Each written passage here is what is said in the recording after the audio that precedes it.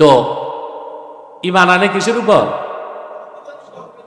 ঈমান আনে রাষ্ট্রের উপর, ঈমান আনে সংবিধান। তো দেশ ঠিক হবে কেমনে? সংবিধান না পরিবর্তন হবে, নীতির তো পরিবর্তন হবে না। শুধু সেট আপ চেঞ্জ হয়েছে। কি চেঞ্জ হয়েছে? আগের সেট আপ চলে গেছে, নতুন সেট আপ। কিন্তু আগের লোকগুলো যে জিনিসের পূজা করত, এখন যারা তারাও সেই জিনিসেরই পূজা করে। এরপর যারা আসবে তারা ওই একই পূজা করবে। ওটা হচ্ছে গণতন্ত্রের পূজা। কিসের পূজা? সংবিধানের পূজা, রাষ্ট্রের পূজা। কথা বলেন। এই কথাগুলো আর মৌলভী সাহেবরা বলতেছে না, কারণ ওনারা আছে ভোটের হিসাবে। কিসের হিসাবে? কে কোথায় পাশ করবে, তারপর কে কোন মন্ত্রণালয় মন্ত্রী হবে, এই আশায় বসে আছে। দেশ বাঁচে কিনা তাতে তো সন্দেহ। আমরা সব সময় কোরআন সুন্নাহর আলোকেই মানুষকে সঠিক সমাধান দেবার চেষ্টা করি। কথা বুঝতে পেরেছেন? এই জন্য আমাদের রাজনৈতিক বক্তব্যগুলোর আপনারা মিল খুঁজে পান। যদি ভুল সিদ্ধান্ত হয়ে যায় আমার দ্বারা, তো মনে করবেন ওটা আমার নিজের ভুল। কথা বুঝেন নাই? কোরআন হাদিস সকল সন্দেহের ঊর্ধ্বে। কথা বুঝতেছেন? তো বলছিলাম যে শুধু নীতির পরিবর্তন করতে হবে, সেট আপ চেঞ্জ করলে কোনো কাজ। তাহলে যে কথাগুলো বললাম, যে আমাদেরকে অবশ্যই আল্লাহর জন্য, আল্লাহর দ্বীনের পথে মুজাহাদা করতে হবে। আল্লাহ আমাদেরকে হেদায়েতের পথগুলো খুলে দিবেন, দেখায় দিবেন। সুবহানাল্লাহ। ওয়াত্তাকুল্লাহা ওয়া ইউআল্লিমুকুমুল্লাহ। এই আয়াতের ব্যাখ্যায় আবু সুলাইমান আদ-দারানি তিনি বলেন, লাইসাল জিহাদু ফিল আয়াতি কিতালাল কুফফারি ফাকাত বাল হুয়া নাসরুদ্দিন ওয়ার রাদ্দু আলাল মুবতিলিন ওয়া কামউজ জালিমিন ওয়া উজমাতুল আমরি বিল মা'রুফ ওয়ান নাহয়ু আনিল মুনকার। আল্লাহর দ্বীনের পথে জিহাদ করা, মুজাহাদা করা শুধু এই অর্থ না যে কাফের মুশরিকদের বিরুদ্ধে লড়াই করা, ওটা তো একটা বড় কাজ।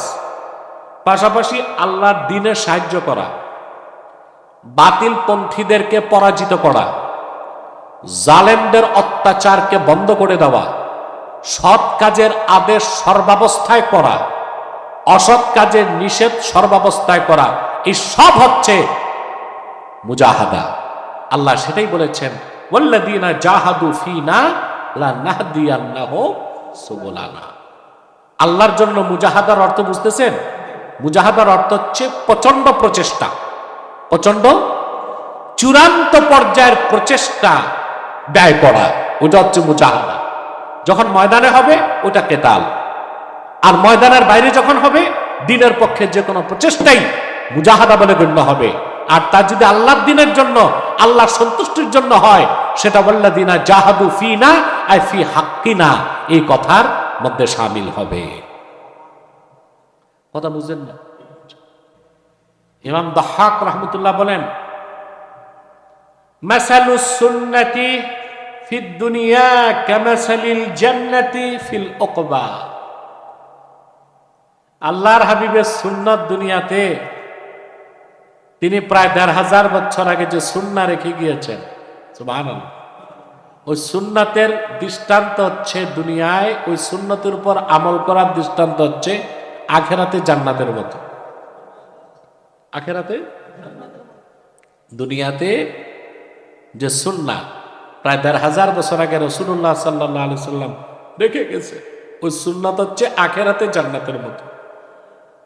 মান দাখালাল জান্নাতা ফিল উকবা সালিমা কাযালিকা মান লাযিমা সুন্নাতা ফিদ দুনিয়া সালিমা। যেমন যে ব্যক্তি আখিরাতে জান্নাতে ঢুকে গেল সে নিরাপদ হয়ে গেল, ঠিক যেভাবে দুনিয়াতে কেউ সুন্নতের ইত্তেবা করলো, সুন্নতকে আঁকড়ায় ধরলো, সুন্নত মোতাবেক জিন্দেগি তৈয়ার করলো, সে ব্যক্তি ওই রকম নিরাপদ হয়ে গেল। আর এটাই সবচেয়ে বড় মুজাহাদা, আল্লাহর হাবিবের সুন্নত অনুসরণে জিন্দিগি তৈয়ার করার চেয়ে বড় মুজাহাদা আর কিছু নাই। এখানে এসে সব ব্যাখ্যার সমাপ্তি ঘটে। কথা বুঝতে পারছেন? আপনি যত বেশি মানে আপনি যা শিখলেন তা তো কোরআন হাদিস শিখলেন, আর তা যদি আমল করেন, আমলটা কি সুন্নতের বাইরে করা যাবে? বুঝেন নাই? আপনি আল্লাহর দ্বীনের পক্ষে সাহায্য করবেন, কেতাল করবেন, যা কিছু করবেন সুন্নতের অনুসরণই করতে হবে। তাহলে যে ব্যক্তি জীবন চলার পথে সকল ক্ষেত্রে সুন্নতের অনুসরণ করলো, সে ব্যক্তি সর্বোচ্চ মুজাহাদা করলো। আর সে যা ইলম শিখলো তা সে আমলে পরিণত করলো। আল্লাহ তাকে এইরকম ইলম দিয়ে মুস্তাফিজ করবেন যা সে কোনোদিন শিখে নাই। তাকে আল্লাহর কুরবত হাসিল করার যত ওয়াসাইল আছে, জারায়ে আছে, সব আল্লাহ তার জন্য সহজ করে দিবে। তারপরে আল্লাহ তাআলা বলেন, ওয়া ইন্নাল্লাহা লামাআল মুহসিনিন। এই কথাটা কেন আসে? অর্থাৎ কোন ব্যক্তি যখন আল্লাহর স্বার্থে, আল্লাহর হকে, আল্লাহর মহব্বতে মুজাহাদা করবে, আল্লাহ তাকে যখন সকল পথ দেখায় দিবেন, ওই বান্দা মহসিনের দরজা লাভ করবে। কিসের দরজা? মহসিন। মহসিন এর আরেকটা মুখলিস। কি? আল্লাহ হযরত ইউসুফের কথা, হযরত ইউসুফের প্রসঙ্গে আব্দুল্লাহ বলেছে, মৌলানা আব্দুর রহিম সাহেব বলেছে, আল্লাহ হযরত ইউসুফের ব্যাপারে কি বলেছেন? ইন্নাহু মিন ইবাদিনাল মুখলাসিন। মুখলিসিন বলেন না, কি বলেছেন? মুখলাসিন মানে মুনতাখাবিন, আমার নির্বাচিত, যাদেরকে আমি নিজে মুহসিন বানায় দিছি, ওই বান্দাদের মধ্যে ইউসুফ একজন। দেখেন, এখন ব্যাখ্যা পেয়ে যাবেন। মুজাহাদা যখন বান্দার চূড়ান্ত পর্যায়ের হয়, পথ দেখান কে? ইউসুফ আলাইহিস সালাম। জুলাইখা যখন তাকে বিভ্রান্ত করছে না, ওয়ালাকাদ হাম্মাত বিহি ওয়া হাম্মা বিহা লাউলা আররা বুরহান রাব্বিহ। আল্লাহ পাক বলেন, ওয়ালাকাদ হাম্মাত বিহি আয় কসাদাত বিহি। আর জুলাইখা তার কাজ হাসিলের জন্য এরাদা পোক্ত করল। এরাদা ওয়াহাম্মা বিহা। আর ইউসুফ আলাইহিস সালাম এরাদা করলেন, এই তর্জমা করা যাবে না। অর্থাৎ তিনি দুর্বল হয়ে পড়লেন। লাউলা আররা বুরহান রাব্বি, যদি ইউসুফ তার রব, সেও ইচ্ছা করে ফেলত। সেও কি করত? আল্লাহ পাক সুবহানাহু ওয়া তাআলা তাকে রক্ষা করেছেন।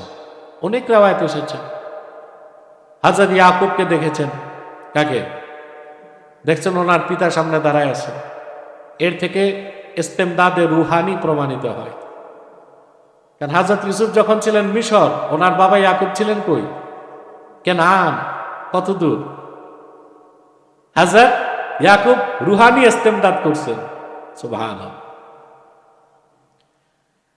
আল্লাহ উম্মতে মুহাম্মাদের মধ্যে আউলিয়াদেরকে ক্ষমতা দিয়েছেন। আর ইয়াকুব তো ছিলেন নবী, কথাই নাই।